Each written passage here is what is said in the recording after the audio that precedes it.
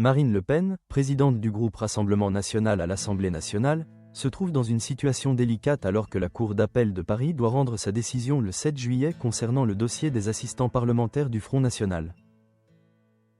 Cette décision pourrait avoir des répercussions significatives sur ses ambitions pour l'élection présidentielle de 2027. Le parquet général a requis, début février, une peine de 5 ans d'inéligibilité, accompagnée de 4 ans d'emprisonnement, dont 3 avec sursis, ainsi qu'une amende de 100 000 €. Si cette peine est confirmée, elle pourrait gravement entraver les projets politiques de Marine Le Pen.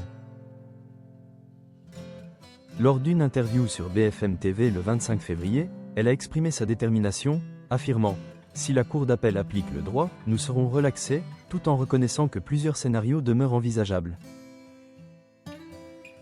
Son objectif est d'obtenir une peine qui lui permettrait non seulement d'être candidate, mais aussi de mener une campagne active. En plus de l'inéligibilité, Marine Le Pen a évoqué un autre défi potentiel, la possibilité d'une peine de prison ferme, qui pourrait être aménagée avec un bracelet électronique. Elle a souligné que cette situation rendrait impossible une campagne présidentielle efficace, en précisant « on ne peut pas faire campagne dans ces conditions ». Elle a insisté sur l'importance de pouvoir rencontrer les électeurs lors de meetings, affirmant qu'une telle contrainte l'empêcherait d'exercer son rôle de candidate. Face à cette incertitude, Marine Le Pen a également envisagé un plan alternatif. Si elle devait être empêchée de se présenter, Jordan Bardella, actuel président du RN, serait prêt à représenter le parti en 2027.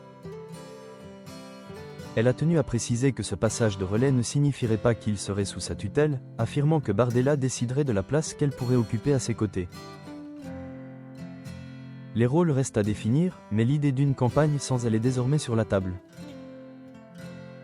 Dans ce contexte, les propos d'Emmanuel Macron prennent une résonance particulière. Lors d'un hommage à Ilan Halimi le 13 février, le président a plaidé pour une peine d'inéligibilité obligatoire pour les élus reconnus coupables d'actes ou de discours antisémites, racistes ou discriminatoires. Il a dénoncé la montée des actes antisémites depuis le 7 octobre 2023 et a promis un renforcement des sanctions. Lorsque dans la patrie un juif est en danger, c'est la patrie elle-même qui est en danger, a-t-il déclaré, soulignant l'importance de la lutte contre l'antisémitisme.